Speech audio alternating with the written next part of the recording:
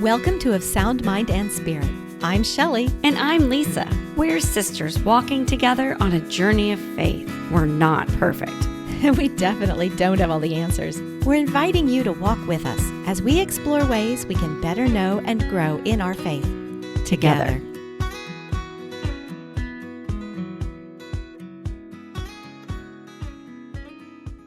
Welcome back to Of Sound Mind and Spirit. Hi, Shelly. Hello, Lisa.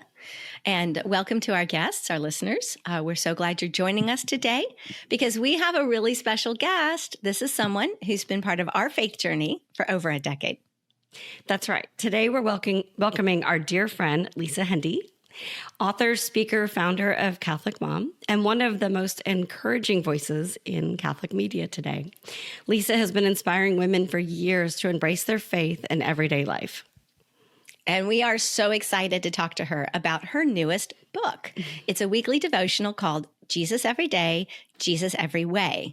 And it's a beautiful invitation for us to encounter Christ more deeply, not just on Sundays, but in every part of our lives.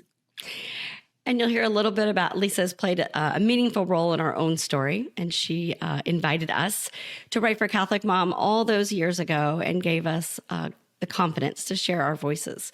So this conversation feels like a full circle moment.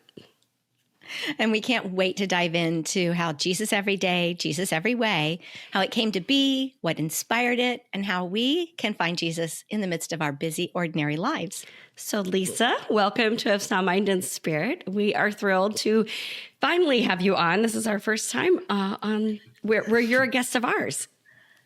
I'm so excited to be with both of you. It's like sitting down for coffee with friends. And it's such a gift because we never have enough time together. So this is a treat. I'm so grateful. And I'm just so happy to be with both of you. I think, Lisa, you're probably the person, you and I probably get more email intended for each other than anyone in the history of Catholic media. So. And phone calls. Go Team Lisa. So, That's right. Yeah. As, if you're watching online, you can see it. It says, I'm Lisa Hendey Jones, and she is Lisa Hendey. And so we've gotten many crossways, emails, phone calls meant for each other over the mostly. Okay, to be fair, always mostly take it as it's a compliment. Well, mostly it's I get them for you, and yeah, the fat finger, And the D same and the middle L. initial, too. Yeah, that's true. Both Lisa Marie. Probably the same middle name. Marie. Right? Marie. Mm-hmm. Yep. There you go. Go Team Lisa. Always. Well, Lisa, how does it feel to be on the other side of the microphone with us? It's great. You know, it's funny. I love writing so much, but the challenging part about releasing a new book is that you not only do you write the book, but then you go out and promote the book. And I'll be really honest when I say that this part is challenging for me. And this morning, just being with the two of you feels less like an exercise in something that's hard and more like something really joyful, that I get to share something that means a lot to me with good friends. So I shouldn't admit to being nervous every time I have an interview, but I really am. I was a little less nervous this morning. I think the challenge this morning is for us to stay on topic and not to start straying into all our stuff. Yeah. Not to dive into side things. Yeah. So I'm just going to jump in. So you, Catholic Mom, you founded how many years ago? I didn't look it up. And 25 plus. 25 years ago. Yeah. Coming into the new millennium, that was right before, I think I purchased the domain name in November of 1999. That's crazy. So what continues to motivate you to just support and uplift and share your love of Christ through your work? You know, all of my work has come as such a surprise and such a blessing. I didn't start Catholic Mom because I thought I have this all figured out and I'm going to go tell people how to be a great Catholic mom. Honestly, I was seeking companionship and probably the hardest job that I've ever done, which is the raising of my kids in the faith, our kids in the faith. And it started the year that my son Eric was in second grade preparing for his sacraments. My husband Greg was not yet in the church, really supportive of their upbringing, but that responsibility fell on me, and it was a burden that felt like more than I could handle on my own. So somehow that led to the founding of this website that's still going on now, 25 years later, with Holy Cross Family Ministries, which is the most amazing thing. Mm-hmm. But the truth of it is that same desire to know Jesus, to love Jesus and the people around me, to wake up every day making a difference in our worlds through my own ways, it's still at the heart of what gets me up. It gets me excited every day. Mm-hmm. And I'm just so completely blown away by the goodness that God has poured into my life, and all of the unexpected adventures and opportunities that have come my way, because I still wake up thinking, really, like me, Lord? But that God wants that for all of us. That's the amazing thing. And that's why when I look at the two of you and I see the ways that you flourish too, it just shows us that when we say yes to God's will for our life, mm-hmm. He will do remarkable works through us. Mm-hmm. So, Lisa, why don't you tell us about the new devotional, Jesus Every Day, Jesus Every Way? What inspired it, and what makes this unique among all the other works you've done? To be honest, I wasn't really looking to write a book at the time that I did this. That's probably not the right answer, but I want to be honest about it, that the publisher actually approached me with an idea for a devotional, but really something that I could do in my own way. And I'm 2 years into a breast cancer journey. I was a year closer to the diagnosis when this happened. Mm-hmm. And I sort of initially said, I don't know, that's not really the timing isn't great. And then what ended up happening is that the editor really encouraged me to kind of sit with the topic and do some writing. And once I did that, and I really kind of fleshed out in my mind what I was envisioning, I couldn't stop writing this book. And the thing that makes it different, I think, is that at the phase of my life that I'm in right now, I love our church. I love all things Catholic. I love my faith and love the Lord. But I'm really actively also in relationship with a lot of people who are perhaps away from their faith, or maybe have never really known the love of Jesus. And so with this work, I really wanted to help my loved ones and friends who don't have Jesus in their life to sort of encounter, how do we find the sacred in those everyday facets of life? And so that's what really this book is all about, is taking the gospel and diving into it deeply, but with a prism towards just the everyday things of life, just the non-churchy ways that we encounter Jesus, and we look to share them with those around us. It's really beautiful. Mm-hmm. I think people will really resonate with that. So I hadn't heard you tell us that part before. Mm-hmm. So just share just a little bit about the format of the book, how it's laid out, and talk about how you designed it to guide women and men, I guess, through their week to deepen the prayer life.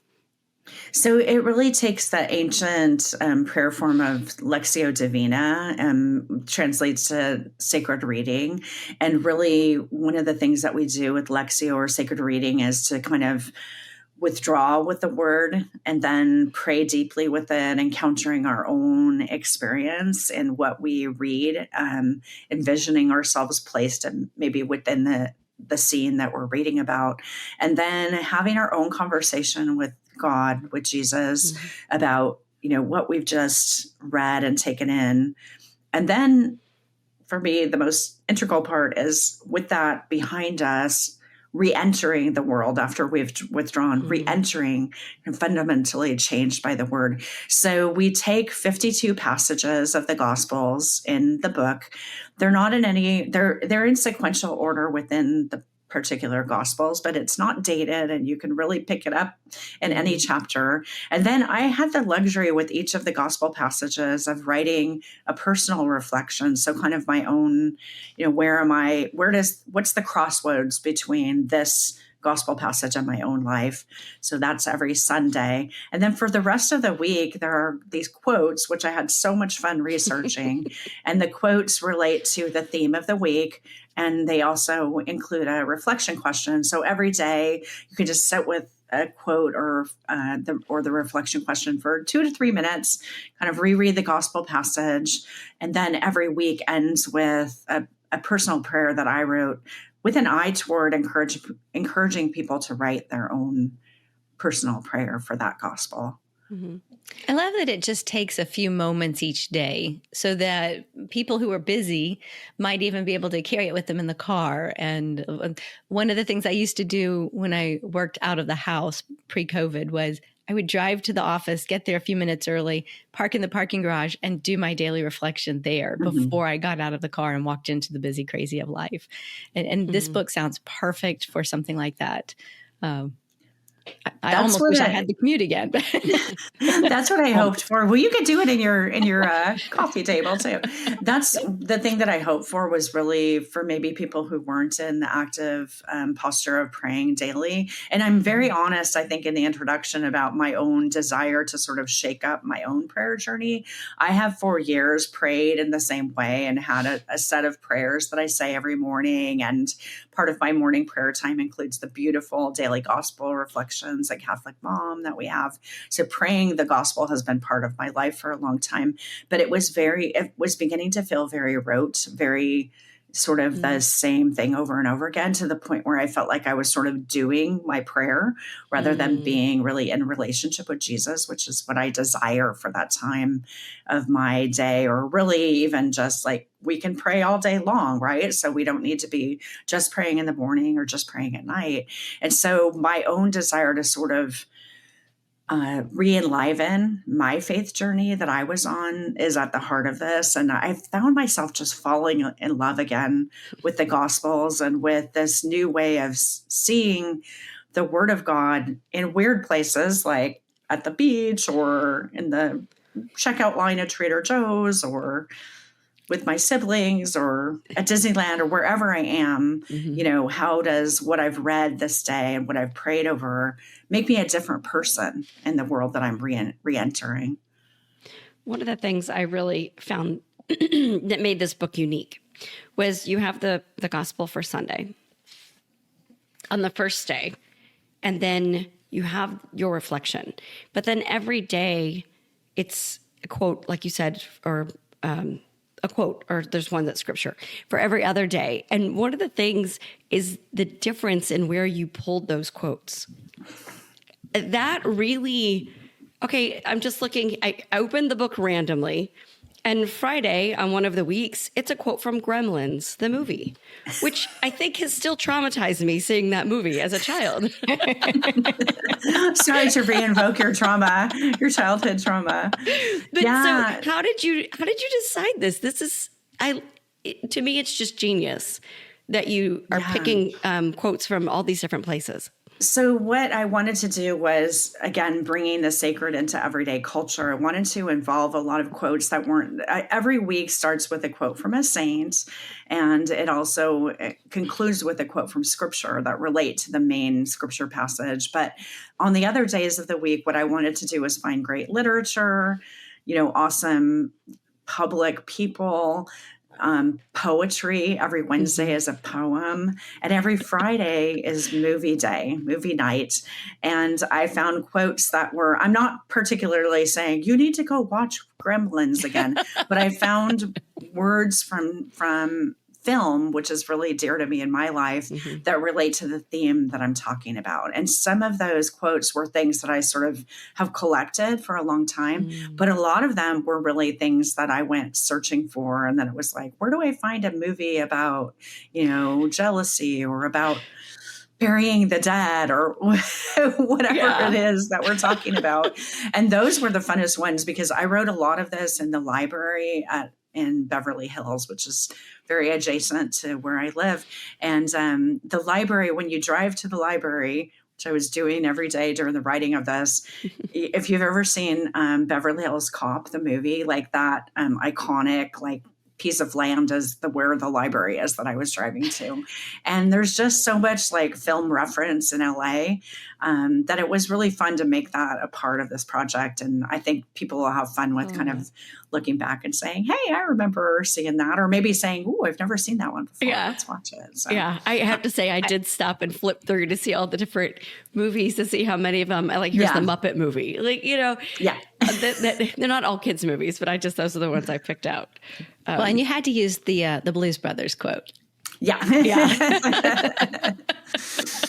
Yeah, some of them came so easily. And also when I was sitting in the library a lot of days, really kind of struggling over like the writing of the reflections went very smoothly and easily. Typically, my problem with things like that is writing it and then saying, do I really want to put that out in the world for everyone to know that I'm saying this? It's very transparent.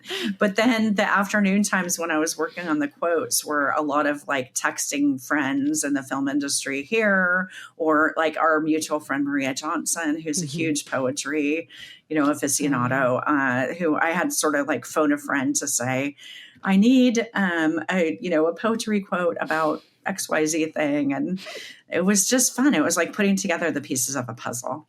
I love that. And Lion King may be the one that you repeated the most. It's one of my favorite movies. Was there a particular scripture passage or one of the reflections you wrote, topic that really just really was very personal or deeply touched you when you were writing this? There's so many. So I love my siblings dearly. I'm the eldest of 5, and I wrote one particular reflection. It's on Mary and Martha. I should pull it up really quick. Do you mind if I open my book? No, go for it. Get to the exact It's funny when you write a book like this, it's like there's so many chapters, and where is that passage? And tell us what page it's on when you get Yeah. there. So you guys can vamp for just a moment while page 85, week 15. And it probably is a good one to share with the two of you too, because it actually, the title of this is Seeing Jesus in Our Brothers and Sisters. Oh, and it's on the passage of Jesus visiting Mary and Martha, which is Luke 10, 38 to 42. And one of the things that I wrote about in this passage was not just the encounter between Mary and Martha and how all of us ask that question of, am I a Martha or a Mary? Which is like, if you're in geeky Catholic circles, you always, you're always having that conversation. But I also write about my siblings. Do you mind if I just read you a little bit of it? Would that be okay? Yeah. So after the opening portion about the gospel passage, I say, as the eldest of 5, I have some classic oldest sibling traits. I'm a peacemaker, a behind-the-scenes logistical helper, and following the death of our parents, a family historian. Also among us is the bold law partner with a heart of gold, the middle child with the oversized sense of humor, the corporate businesswoman and culinary hobbyist who feeds our spirits, and the baby of the family, the tallest among us, who keeps us asking big questions. We each have our place in an unbroken circle. We live at distance physically, but our hearts are proximate. So being able to sort of fold in things like that into a gospel passage, which just reminds me that, this great gift that my parents gave me of my siblings and the way that we are Jesus to one another, the way that we mutually share the faith that our parents handed on to us. We all express that differently, and some of us practice differently than others. But that in the same way that Mary and Martha had their relationship drawn closer to each other through this Jesus who moderated in their relationship, really, he did moderate, right, by telling Martha that Mary had the better part. We have that in our family. And so for me, just the examples of taking scripture passage and thinking, how does that fit into my everyday life right where I am? So I love that. That's beautiful.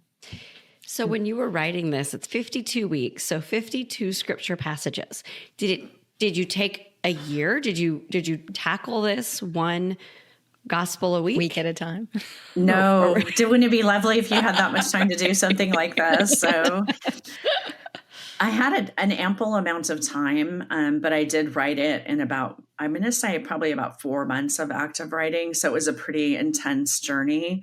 And while I was doing this, I was in my usual way in lots of different places. So I wrote a lot at the library, but I also write just wherever I am. And I write really well in like weird on the airplane, in noisy coffee shops. One place that I don't write well is at home, because it's like, if I can procrastinate, I will.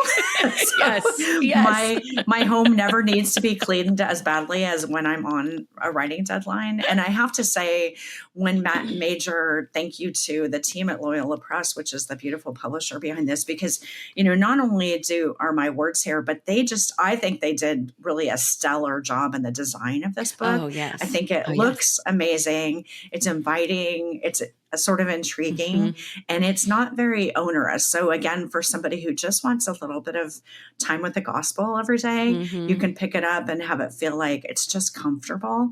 And I just love the way that it turned out.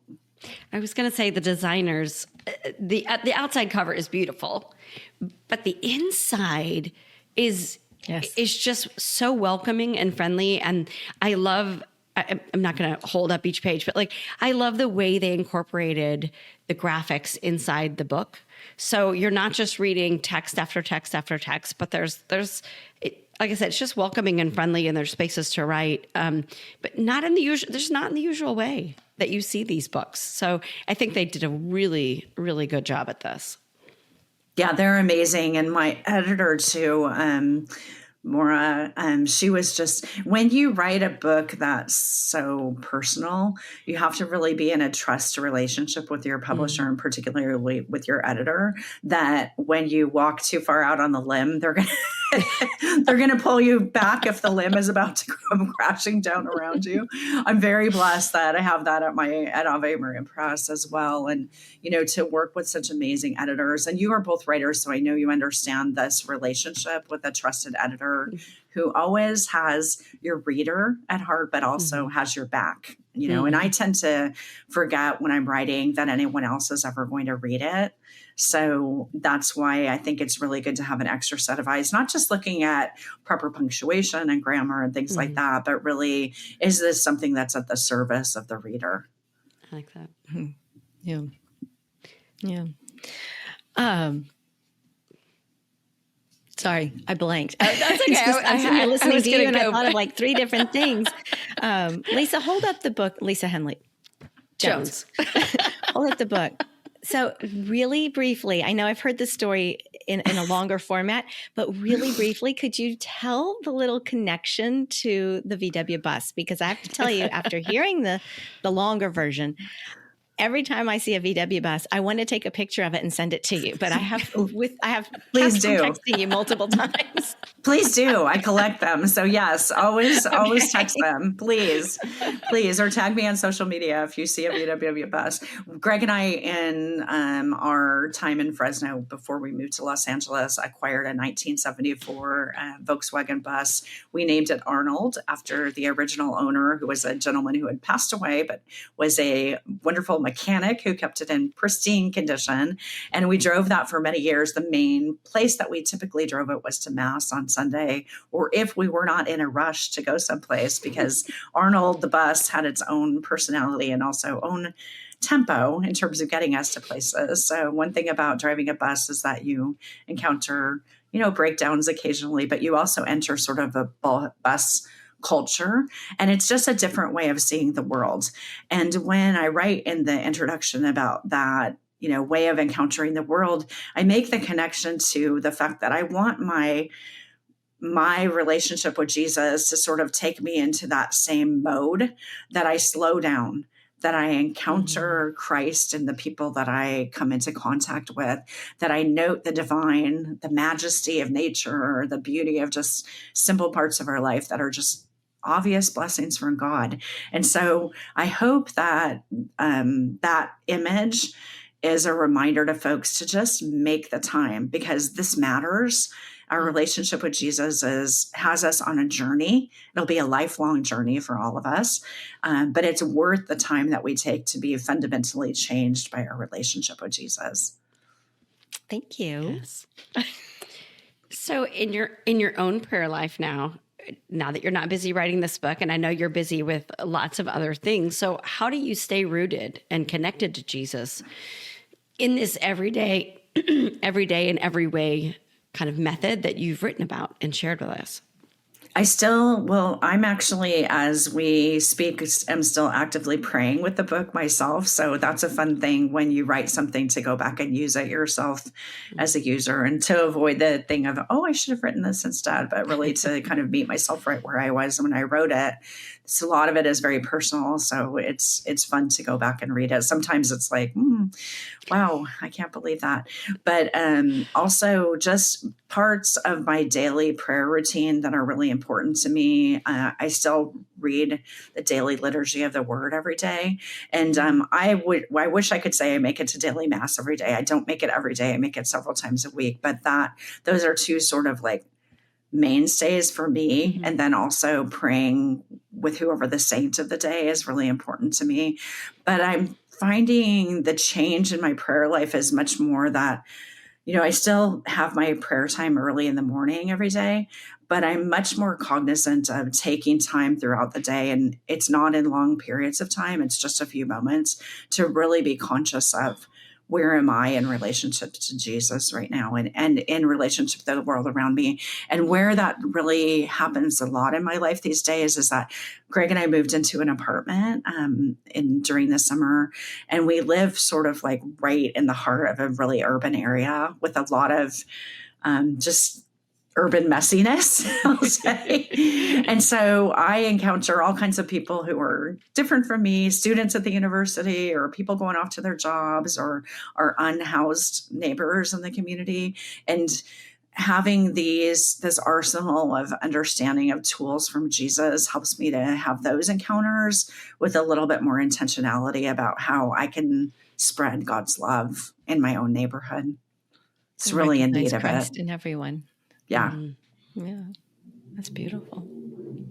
So, well, Lisa, because of we know you from Catholic Mom, and so I want to ask, you've been very passionate about building community among Catholic women, and you're even describing how you're doing that today. But what do you think that we as women of faith most need from one another in this season of our church?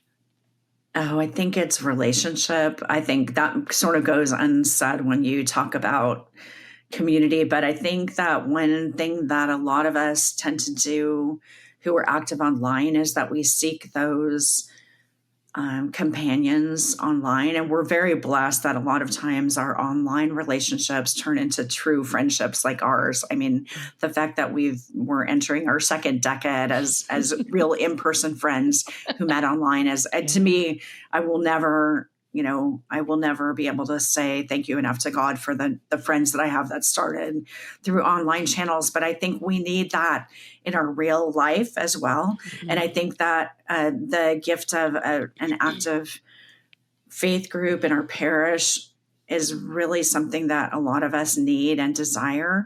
It happens a lot, interestingly, when our kids are young. If we have our kids in school, we have those encounters on a daily basis in the school parking lot or on the side of the sport field or whatever it is. But there comes a point at which our kids don't take us into those venues as much. And then we're a little more isolated. And I think that's the time at which a lot of us can kind of stand up and be sort of the ones who organize these greatly needed women's ministry opportunities. I mean, I had the great gift, Lisa, of ministering to your women's group at a retreat that you organized years ago. And I still think about those connections and how really fruitful they are for our own spiritual lives, but for our families too. And I think we just need to find ways. And even if it's two women, praying a decade of the rosary in the school parking lot together, whatever we can do to come into relationship with each other that draws us closer to Jesus and helps us to serve our families, it's really critically important. Does that make sense? Oh, yes. Mm-hmm. Yes.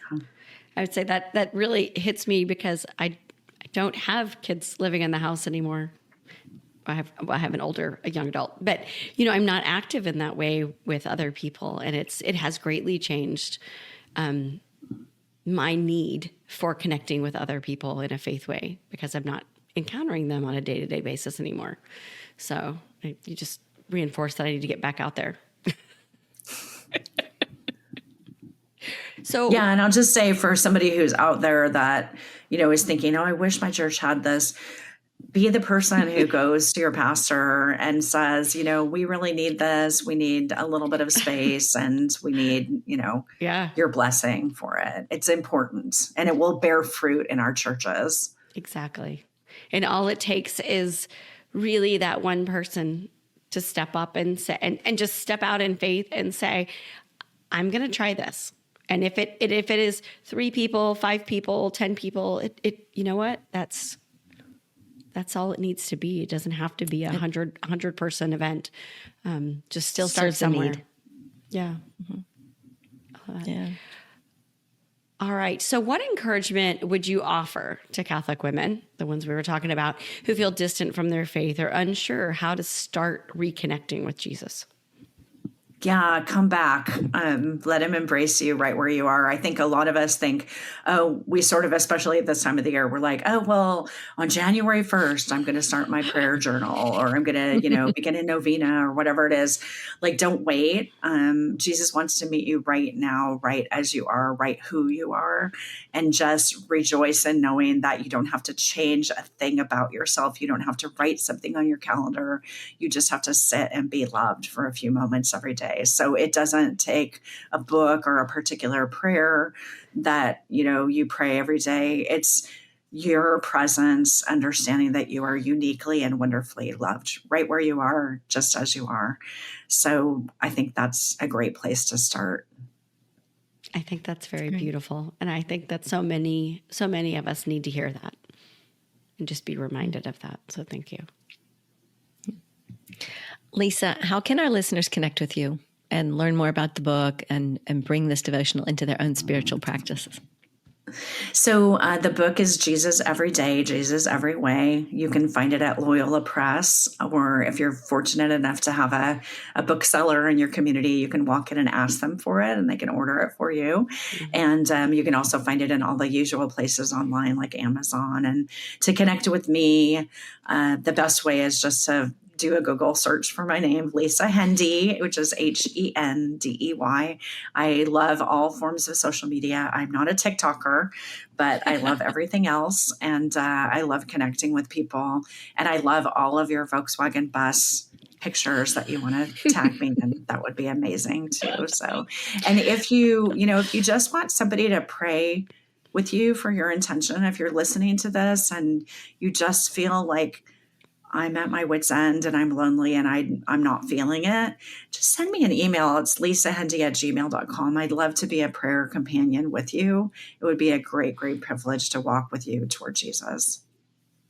Oh, that's so beautiful. What an invitation. See, dear listeners, this is why we love Lisa. Supportive She's and encouraging. our spiritual godmother. Yes. The love is mutual. I guess okay. go ahead. I was going to say, and just for fun, Lisa, when you're not writing or speaking, where do you find moments of joy and creativity in your everyday life? Oh, gosh. Well, there's 2 places that I will go reflexively. One is to the beach. I'm very blessed to live 5 miles from the beach in Southern California. So long walks on the beach is an amazing thing. And then probably the one that people will either cringe at or say, hooray, is Disneyland. I wrote many chapters of this book at Disneyland. And I have a whole little mobile set up with my phone and a little Bluetooth keyboard that I take with me and I perch in front of places like It's a Small World to spend some time writing. There's something about being there. I love going with my friends. I have several Disney adult friends that I meet up with there, but I also love going by myself periodically. And it's a great place to reflect and to just enjoy God's beautiful nature, to write and, to just enjoy a day. Best place to get to 20,000 steps I know of. So it's awesome. So those are the places. So if you're in LA or Southern California and you have a magic key and you're looking for a Disney buddy, call me. Or email at lisahendey@gmail.com.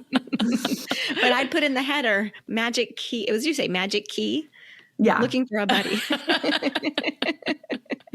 I love that. I need to find some place like that here. I used before the shutdowns, I was going to the zoo here because our grandmother zoo used to is take us to amazing. the zoo, and I loved just walking around by myself, and I let my membership lapse during the shutdown, and now I think I might need The to go do zebras that want again. you to come back, Yeah. Lisa. So, see, I keep my membership at the art museum. So Houston has a huge art museum and many buildings and campus sites. So, Yeah. but I haven't gone recently. I'm waiting for the new one to come out. So there's a new exhibit. So. It's great to have those places. And if you're in a place where, if cost is an issue, a lot of times, like I know in Los Angeles that our library actually offers several free days a month to the museums in our community. And that's actually, a really beautiful way of connecting with culture. If you still have your kids at home, even if you just go for half an hour on a library day, it's just amazing. A lot of them also are sort of free for the last couple of hours of the day. Right. I know we have See the world. Thursdays here. 3 days on Thursday. I mean, it's sort of in the spirit of Jesus every day, Jesus every way, to say we can encounter Jesus at the zoo or at the art museum or in these places. You know? That might be an interesting way of shaking up your prayer life, is challenging yourself in the new year to kind of think about what are some places in my community that, where the sacred is waiting to find me. And I like that. I think that's super fun. That is super fun. I like that. Okay, I really hate to start our closing here because I feel like we could go on forever. But Shelly has questions that she asks all of our guests, and so Shelly. Okay, Lisa, as the oldest of 5, I'm going to ask you first to say it as a sister, because Lisa and I are sisters, and you've known that for many years. We ask all our guests if they have a sister story that they can share with us. And like I mentioned before, one that won't get you in trouble. Maybe it will get me in trouble. I was thinking about which one of my siblings do I choose, but I have to choose my sister Erin, who comes right after me. I'm the eldest, but she's really the one who's the heart of our family and keeps us all together. And I'm very embarrassed to say that when we were little girls, 3 years older than her, we were super into Barbies. And one of the things that happened quite frequently is that I wanted to go down the street to play Barbies with my best girlfriend, and I did not want my little sister to come with me. So I would pack up my Barbie camper. And yes, if you're a certain age, the awesome orange Barbie camper with all the things that I would need for my outing to Debbie's. And then I would literally sneak out the front door. So my mom would say, if you can get out the front door without her knowing, you can go to Debbie's on your own, but otherwise Erin is coming with you. So I would literally just sneak with the camper, and somehow she almost always heard and would come running down the street with me with her little camper too. And now that I have granddaughters who are a couple years apart, and I see the relationship between the eldest granddaughter and her little sister, it hurts my heart so badly, because I know how much the little one loves the elder one, and how much, Lisa, you're laughing because maybe you had this too. Yeah. And now I think there's no one that I would rather play Barbies with in the entire world than my sister Erin. And I would never sneak away from her for anything. So I have learned that she is always my sister and always my best friend. Oh, I love that. It's beautiful. Yeah. Yeah, that hit home. Did I scar you? Identify with that? Because I'm the oldest. She's the 3 years oldest. younger. Yeah. So Were you sneaking away with you? So you had that too. Yeah. She's been trying to get away from me. I think I was her whole usually life. hiding in the closet. Just go away from me. Yeah. Isn't it funny how we want our independence at that point, but then we realize at a certain point in our life that no one is going to love us as unconditionally as our partner, our spouse, and our Sister. our siblings. Our siblings, It's just the best gift. So especially if you're gifted to have a sister, it's just the best. Yeah. Okay. Our last question then is, what saint? Because Lisa, you've written so many books about saints and so many saints, and I know this is like asking, God to pick a grain of sand that He likes. But what saint is currently present in your life at this stage? So has anyone ever answered with Saint Marianne Cope? No. Okay, that's who I want to share with you. See, Marianne Cope, she lived from 1838 to 1918, and she was a German born American woman who became a Franciscan sister. And you may know her counterpart, which is St. Damien of Molokai. St. Damien ministered to those with Hansen's disease in Hawaii. In 1883, St. Marianne and 9 of her sisters answered a plea to come over and help Father Damien and Molokai, and they picked up and traveled not only across the whole United States from Syracuse, New York, but then to Hawaii, where she lived the rest of her days ministering to children who'd been, basically orphaned on Molokai. And the reason that I love her very much is both because she is just an amazing, strong woman who I'm an adventurer. Invite me on an adventure and I will say yes, as St. Mary Ann. She doesn't get a lot of credit. Everything goes to Father Damien. So I think we need to talk about her more. And the final tie-in is that when I was an elementary school student, my teachers and our beloved principal came from St. Mary Ann's religious order.